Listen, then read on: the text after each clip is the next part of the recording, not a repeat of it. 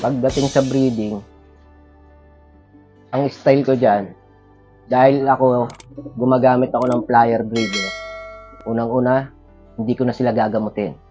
Take note, gagamutin. Gamot.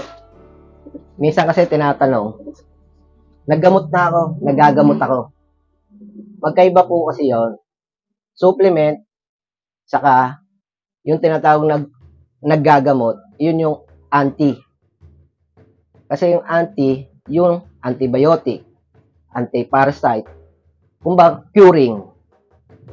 Iba yung nagkukondisyon ka katulad ng multivitamins. 3 lang naman eh. Lilinisin mo yung throat, sikmura, outer, paligo. 3 klase lang. Meron akong luya, bawang, huwag mo isipin sibuyas ha. Sibuyas para sa sisiw yun. Mamaya, sasabihin ko sa'yo. Kumbaga, mas maganda sa breeder na binobo mo, more in natural. Sabi ko nga sa inyo, nasa nature lagi ang mga breeder ko para malakas. Sa derby, talagang minsan sinusundutan ko na, lalo na last 2 laps. Magbibigay na ako ng B-complex dyan. Ang pinakamataas ko talaga B-complex.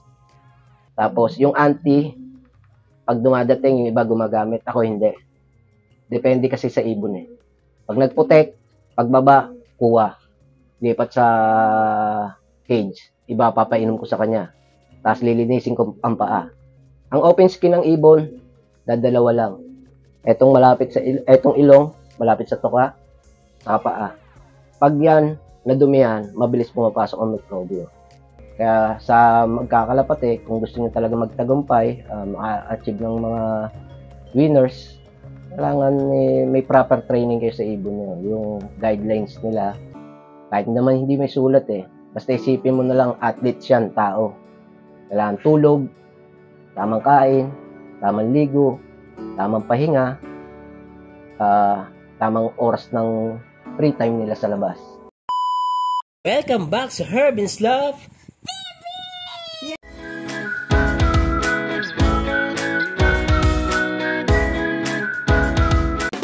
Talbayog, finisher. Sinubukan ko lang. Bagong pair. Anak nila yan, sir, yung dalawa. Anak nila ng dalawa. Ito, linyada ng galing kay Eric. Eric Mabuti. Eric Mabuti. Ano yan? Pinaghihiwalay ko na yan. Ito, Of color. In break. Hindi, in break. Iwalay mo na. In break pala, hindi in break. Iniwalay ko yan. Ngayon wala pinagsama kasi merong nagkasakit sa warrior ko sa NDR. Ano yan eh. Nung umuwi siya nung isang lap, nakita ko na matamlay. Maaga naman na-uwi yan. Iwalay yung sa pa, sir, no? Feather leg. Ano yan? Hindi siya in break, mga kabi. In break. In break sila. Kaya iwalay lang yan. Hindi pa nakapagano yan. Hindi ko pa nagagamit. Ito ang producer ng lap winner ng San Isidro Samar. Ito yung nanay niya. Galing kay Eric din yan. Napuspon ng laro sa SSRT. Tomiso daw. Ito, ako nagbuo niyan. Ang tatay niyan at nanay niya parehas 3 times pulling winner. Norte ang tatay, ang nanay south. Ito, ang anak na komersyal. Kasi read ko sila, pumalpak. Naghahabol ako ng inakay. Hindi na umabot yung inakay na yan.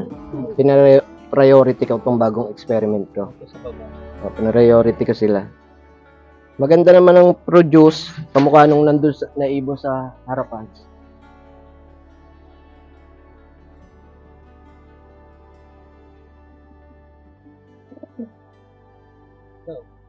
Lumabas yung pagka-Colson.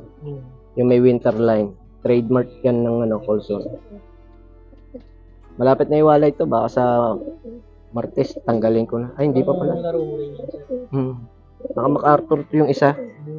Ito kasi naubusan ako ng MacArthur. Dapat 10 sila. May tungtungan sila sa kahoy. Ako hindi ko tinatanggal yung tungtungan kahit sa breeder. Kasi ano yan eh, diyan sila nare-relax, saka yung lamig ng bakal, iba yon sa feeling nila nakatungtong sa kahoy. Mas nakokondisyon ng ibon pag nasa kahoy. Kahit nasa breeding. Mabilis makondisyon. Sa mga flyer, ganun din. Huwag kang gagamit ng bakal. Kaya napansin ko nga sir, kahoy din yung perch mo doon na bukod pa yung box perch. Lahat yung kahoy. Yung place ni sir, like dito, sa taas ng bahay, sa bubong. Third floor yan. Di pa niya naligpit yung ibang Pinagbaklasan. ng loop, ayan. Ito yung luma. Ang kalakal pa yan, pwede. Ito yung maraming champion. Ayan baklas na. Ito Backwards yung to. bagong loop na pagka-championin ni ulit ni Sir Mike na sir. Sana. Mga natin. Wala pa tayong masasabi sa ngayon. Kahit yung NDR ngayon, hindi ko pa kabisado, pero okay naman yung uwian niya. Hindi pa nababawasan as of now. Medyo malapit na tayo sa kalagitnaan. Yung mga breeder ni Sir Mike dito, mga patches. Nalipad. Hindi nga siya nag-i-stock ng breeder na. Saka may lipad sir, no? May lipad halos. Hindi siya basta stock lang ng mga breeder. Pagdating sa breeding, ang style ko dyan, dahil ako gumagamit ako ng flyer breeder, basic na lang sa akin ng breeding. Pagpe-pairing, basic na lang. Kasi flyer ko sila. Unang-una, hindi ko na sila gagamutin. Take note, gagamutin. Gamot. Minsan kasi tinatanong, naggamot na ako, nagagamot ako. Magkaiba po kasi yon. Supplement, saka yung tinatawag naggagamot, yun yung anti.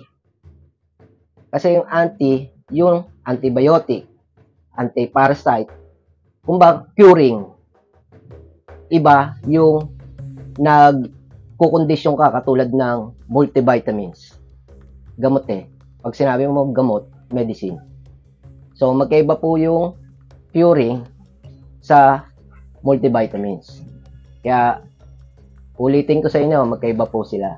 Kaya pagdating sa breeding, ang ginagawa ko po is nagba-vitamins lang. Hindi pa ako nagko-cure. Anti, meron. 3 lang naman eh. Lilinisin mo yung throat, sikmura, outer, paligo. 3 klase lang. Kasi nasabi ko sa lalamunan, mostly na rin naman ako eh. Mangkepwing. Meron akong luya, bawang, huwag mo isipin sibuyas ha. Sibuyas para sa sisiw yun. Mamaya, sasabihin ko sa'yo. Kumbaga, mas maganda sa breeder na binobo mo, more in natural. Sabi ko nga sa inyo, nasa nature lagi ang mga breeder ko para malakas.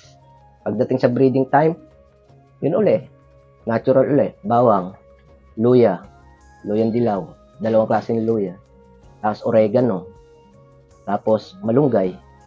Saka daw ng guyabano. Yun. Ngayon, nagulat kayo, may guyabano pa. Basta, yun yung mga gulay na ginagamit ko bago ako mag-breed. Pag gusto ko talagang malinis yung ibon. Tapos, yung 3 naman na sinasabi ko sa inyo, yung anti, yun yung nga yung kailangan magpurga. Kailangan matanggal yung mga hanip sa katawan ng ibon, pagpapaligo. Tapos, linis ng lalamunan, linis ng sikmura, yung deworming. Diba? Tapos yung flashing, simple lang ang flashing. Bawang lang. Tapos na yun. Kasi flyer ko naman yan eh. Tapos grits. Tapos pagsasamahin mo na sila, pagpares na malinis, pagkabangga, ilang days lang naman yan eh. Iitlog yan eh. Pagka-itlog yan, after 5 days, deworm uli ako. Bakit ka mo? Kasi nasa loob na sila ng cage. Wala na silang ibang natutuka sa labas. So, may possible na yung cage nila, may dumi natutuka nila. Minsan, nagugutom sila. Makakatuka pa rin sila. Kaya ako nagdi-deworm uli kasi malapit na pampisa yung inakay. Babalik uli ako sa basic na 3. Deworm, ligo, tapos yung anti sa lalamunan, sikmura. Balik uli ako doon. Pero pa isa-isa lang. Sa ligo, alternate lang. Tapos sa anti, sabay na sila sa inom ng luya, bawang, tapos pinaka-multivitamins nila, yung mga daon ng malunggay, daon ng guyabano, yun. Tapos multivitamins na nabibili lang na kahit tiki-tiki. Pwede na yun. Tapos huwag mo kalimutan yung grades para yung hindi sila manghina. Kasi lalo na ang babae, shell yung nilalabas niya. It means part of the bone. Nagpo-produce yun ng iron, bibigyan mo siya ng iron. Yun. Kailangan nilang makompleto yun para paglabas ng inakay, pag sinubuan nila, yung milk nila may babalik. Nandun nga yung yung daw ng malunggay, di ba? Pag nagkakaanak ang tao at nagpapamamam, yun, daw ng malunggay. Kailangan nila yun. Para pag nag-produce sila ng milk, magiging healthy yung inakay. Tapos yung inakay naman, habang lumalaki, susubaybayan mo rin naman yung magulang para sa needs nila, yung iron, multivitamins, calcium. Pagdating ng 1 week, yung ibon, isasabay mo na rin yan sa multivitamins. Para yung gap ng mag-ina, hindi ka na maghihiwalay. Kasi ako, hindi naman ako mahilig magsubo ng vitamins Lahat dadaan sa tubig. Ba't ka mo lahat dadaan sa tubig? Unang-una, stress sa ibon. Awa ka mo. Kung napapansin yung mga ibon ko, habang ini-interview niyo ako, nakikinig yan Tahimik din Kasi, dito sa loop, kailangan, nakikibagay sila ako sa ibon ko. Pag alam kong ayaw nila ako nasa loob, lumalabas ako. Pero ngayon, ewan ko, nakikinig din Yan yung mga dapat tinatawag na yung parang tinitame mo sila, tinuturuan mo sila. Yung behavior nila, nagkakaroon kayo ng parang bonding. Lalo na pagdadating sa malayo na yung ibon mo, derby na, pag dumating siya, kahit nakatayo ka sa harapan mo, bababa at bababa yung papasok yan. Alam niya na magbibigay ka ng ganito, ganyan. Ganon. Kaya mga multivitamins niyan, simple lang din. Nagbibigay lang ako ng matataas na volume katulad ng B-complex pag nagiging weak na ibon. Pag hindi nagiging weak ang ibon, hindi ko naman talagang binibigyan. Sa derby, talagang minsan sinusundutan ko na. Lalo na last 2 laps. Magbibigay na ako ng B-complex dyan. Ang pinakamataas ko talaga B-complex. Tapos, the rest, supercharger ba yun? Basta may binibila akong iniinom din. Yun, maganda yun. Saglit lang, siguro mga 15 minutes lang. Recover na ibon. Ang galing na. Ginagamit yata din yun ito med de Vera. Nagulat nga ako, pares pala kami. Tapos, painumin. Honey. Lagay mo sa mineral water. Kahit sa training, pagdating, inom. May honey lang. Okay na. Huwag ka nang, hindi ko sinisiraan yung ibang product. Sa akin, ganun lang. Pagdating, tubig na may honey lang. Tapos na. Tapos yung patuka nila, medyo, kung may pera-pera ka, pagdating ng derby, bumili kang platinum. Hindi ko in-endorse bumili kang platinum kasi mataas ang protein nun. Mabilis yung nare-recover yung katawan niya, mabilis matunaw, madali niya may ilalabas. Tapos yung anti, pag dumadating yung iba gumagamit, ako hindi. Depende kasi sa ibon Pag nagputek, pagbaba, kuha. Lipat sa cage, iba papainom ko sa kanya. Tapos lilinisin ko ang paa. Importante nyo, tandaan nyo. Pag ang ibon nyo nagputek, huwag nyong hayaan matuyo. Ang open skin ng ibon, dadalawa lang. Etong ilong, malapit sa tuka, sa paa. Pag yan, nadumihan, mabilis pumapasok ang mikrobyo. So, pag nagputik ang ibon natin, linis agad. Huwag mo nang patumpik-tumpik, linisin mo na agad kung kaya mo. Kaya magdala ka na ng tubig sa loop mo para pag may drop ka na ibon na alam mong putikan, linis agad. Tapos magpahingay mo siya. Mas maigi, yung mga nagtutubig na yon, iwalay mo muna siya. Huwag mo munang painumin. Kasi ang paiinom mo dyan, anti. Katulad ng bawang. Amoxicillin, pwede rin. Pero ako, hammock stain, yung mga ganyan. Ano yan eh, off na yan. Yung kumbaga, sa susunod pa ang loading. Hindi pa pwedeng ngayon mo ibigay kasi kadadating kasi masisira ang katawan. Mostly bawang lang. Bawang lang, subo na maliit, pwedeng sa tubig lang. Magkanaw ka lang sa tubig. Yung parang matapang yung amoy ng tubig, yun yung bigay mo sa kanya. Uuhawin mo talaga. Pero yung pagsalubong niya, pagdating niya, iinom naman. Wag na wag mong tatanggalin ang painuman ng tubig. Ang tubig na painuman. Kasi ang ibon, kaya yan umuwi dahil din alam niya, may tubig sa bahay niya. Maling kasabihan yung tinatanggalan kasi papasukin yung baga. Mali yun. Alam mo ba ang ibon, pag lumilipad yan, pag nauwaw yan, bababayan kahit saan. Parang tayo, may bahay ka, gugutom ka na, saan ka pupunta? Jollibee, McDo. Pag uwi mo ng bahay, hindi ka kakain. Kasi ang instinct mo, walang ulam eh. Ganon din yaw ng alapate. Kaya kung alam nila na may maiinom at makakain sila sa tutuluyan nilang bahay, uuwi at uuwi yan nang hindi kumakain at umiinom sa ibang lugar. Diretso yan sa bahay. Yun lang ang tips ko sa inyo. Napakasimple lang noon. Ibigay mo ang gusto nila, ibibigay nila rin yung gusto mo. Kaya wag mong kalimutan na painumin at pakainin pagdating ka sa karera ang ibon mo. Kasi yun yung hinahabol nila. Yung behavior nila doon yun yung ina-apply mo eh. 'Di ba? 'Di ba pag nagpapa-raging tayo, gusto mo talagang nagkakandara pa pumasok. Paano kaya 'yon? 'Di ba, ibang passer, oh, galing. Ganda ng trapping, ang bilis. Hindi naman sa ginugutom 'yon. 'Yon, may tama silang amount ng patoka na kinakain. Hindi sobra. Panapat lang. Yung iba ginagawa yung 3 times sila nagpapatoka. Pero lahat yung kukonti-konti lang. Meron naman konti sa umaga, snack sa parang merienda lang, sa tanghali. Pagdating ng hapon, boom, bigay. Para kinabukasan ng umaga, ganadong lumipad. Tapos pagbaba, may konting kain lang. Ngayon, ang ibon, alam nila yung routine. Pagdating sa training, yung routine, i-adjust mo din yan. Katulad ng pauwian is alas 9 na. Ngayon, pagising mo sa umaga, hindi kang ngayon magpapakain. Hahantay mo yung mga bandang alas 8 bago ang magpaawala. Kasi malayo na yung training. Kumbaga, yun yung time ng gutom nila.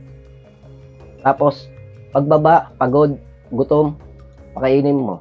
Yun din yung time ng magpapatuka mo. So, pagdating ng race, yung dating nila, alam nila kakain na. Kahit walang dalang relo yan, alam nila kung anong oras ang kakain. Promise. Ganun din yun. Kaya sinabi ko sa inyo, parang tao lang din. Pag galing ka sa malayo, kung alam mong walang kakainin sa bahay nyo, anong gagawin mo? Kakain ka sa McDo, Jollibee, Wendy's. Kung wala kang iinumin sa bahay mo, alam mo, putulan tubig nyo, bibili ka mineral water sa 7-Eleven. Yeah, ganun lang yun. Kaya huwag nyo aawatin kung ano yung gusto ng ibon nyo. Hindi ko sinasabing ini-spoil. Kumbaga, alam nila yung routine lang.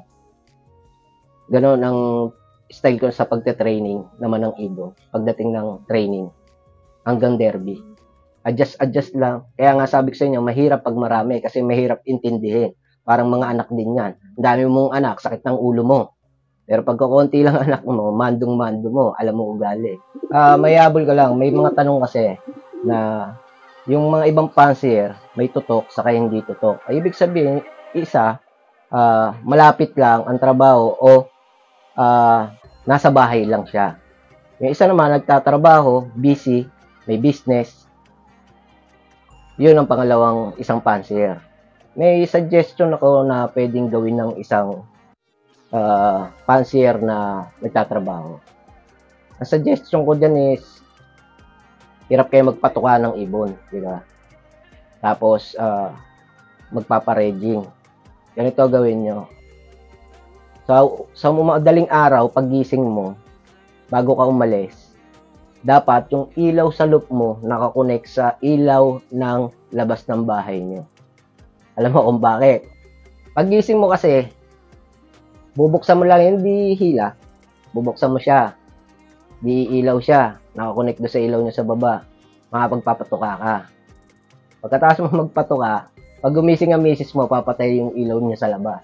Sabay ng pagpatay ng ilaw mo sa loob. Nakapagpatuka ka na. Di ba? Tapos, pagdating naman sa loop line, doon tayo mahihirapan. Kung hirap ka sa low fly, ang kaya mo lang gawin is, kunyari, pang umaga ka lagi. Pag day off mo, yun ay ibigay mong tutok. Magpa-low fly ka na hanggang 5 sa isang araw. Ang pagitan, 1 oras. Para mailabas nila yung potential nilang lakas. Kasi sa isang linggo nga, bira ka magpakawala eh. Di isagad mo na. I-training mo na sila ng sagad. Kahit walang road training, at least sa loop mo, nakakabisado na nila yung surrounding. Sabi ko nga sa inyo, parang 3 to 5 times ang kayang i-zoom ng mata ng ibon. According dun sa napanood ko sa Harvard University na pag-aaral nila tungkol sa pigeon. Yung tinatawag nilang homing instinct. Na parang ang tingin nila na sa obserbasyon nila, kayang tumanaw ng ibon ng ganong kalayo. 3 to 5 times. So, sa low fly, siguro within 60 km, north, south, east, west, kaya nilang tanawin. So, pa-low fly ka lang. Yung sinasabi ko naman para ma-sustain nila yung strength nila, yung 5 times sa day off mo, na pa-low fly. Sa umaga, pa-low fly ka. After 1 hour, pa-low fly ka uli. Pero ang pagpapatuka lang, konti-konti lang, para meron ka pa rin trapping. Kasi pag lagi mo nilalabas naman, ang kalalabasan niya, tatambayan ka naman yan. Huwag mo naman silang i-spoil sa patuka. Ang pagpapa-spoil ng patuka, hapon na, bago dumilim. Yung huli mong pagpapatuka, kasi itutulog lang naman nila yun. Para yung protein, nasa katawan nila. Hindi nila ginagamit. Ayun ang pinagkaiba ng binibigay mo. Ako, mostly, pag nagbigay ako ng mga multivitamins, hapon na eh. Kahit ng mga pang-cure. Yung gamot nga, pang-cure, hapon na. Alam niyo kung bakit? Kasi, sa hapon, nandun na yung stable na sila, nagpapahinga na sila, doon ay gumagana yung gamot, saka yung mga multivitamins. Di ba? Para hindi nasasayang. Kasi bibigyan mo sa umaga, tapos paliliparin mo, di ginamit niya yung multivitamins, gumana sa katawan niya yun. Pinapuputok niya na yun. Pag uwi nun, makapahinga yun, wala na. Pwede rin nyo kung niro-road training mo or nagpo-force fly ka para may lakas ng katawan. Kumbaga. Ako, gawain ko rin yun eh. Ngayon ako nagbigay ng vitamins, bukas ako pupukpok. Kasi hindi ako pupukpok ngayon. Gusto ko muna paggalain sa katawan yung binigay ko bago ko ipukpok sa labas ng loop fly. Para kasing athletic din yan eh. Athlete eh. Kailangan talaga training. Training, scheduling, kumbaga, naka-proper sila ng training talaga yung pagkakasunod-sunod. Kaya sa magkakalapat kung gusto niyo talaga magtagumpay, ma-achieve ng mga winners, kailangan may proper training kayo sa ibon nyo. Yung guidelines nila, kahit naman hindi may sulat basta isipin mo na lang athlete yan, tao. Kailangan tulog, tamang kain, tamang ligo, tamang pahinga, tamang oras ng free time nila sa labas. May free time yan sa labas. Minsan, pag nakikita akong parang stress sila sa loob, papalabasin ko. Pero hindi ko na tatawagin yung para pumasok. Yung tinatawag natin na open loop. Makikita mo naman yan, yung papasok na, may papasok dyan na ayos talaga sa labas. Open loop. Mga ilang oras lang naman yan, tapos sarado mo na. Pag magkukusa na silang pumasok, okay na. Yun na lang payo ko sa mga may pasok. Pag hindi nyo kaya patukayin sa umaga, kasi mahirap kung walang kain ng ibon sa umaga. Kaya isabay nyo na lang yung ilaw nyo sa loob, sa labas ng bahay. Para pagpatay ni misis ng ilaw sa labas ng bahay, patay din yung ilaw mo sa loob. Ganun lang. Para mapatukahan mo sila. Kahit naman sa gabi, pwede mo na sila patukayin. May mga pansir na ganyan, katulad ni Eric. Sa gabi yung nagpapatuka. Pag late na sa trabaho, nang uwi, galing sa Malaya, alas 7, papatukayin niya sa gabi. Wala namang problema yun. At least napatuka mo ng umaga. Wag mo kakalimutan magpatuka sa umaga. Sa gabi, okay lang. Pero sa umaga, hindi. Kasi nagsisimula nga yung lakas natin sa umaga. Sabi nga ng magulang, ang almusal ay napakahalaga sa buong araw.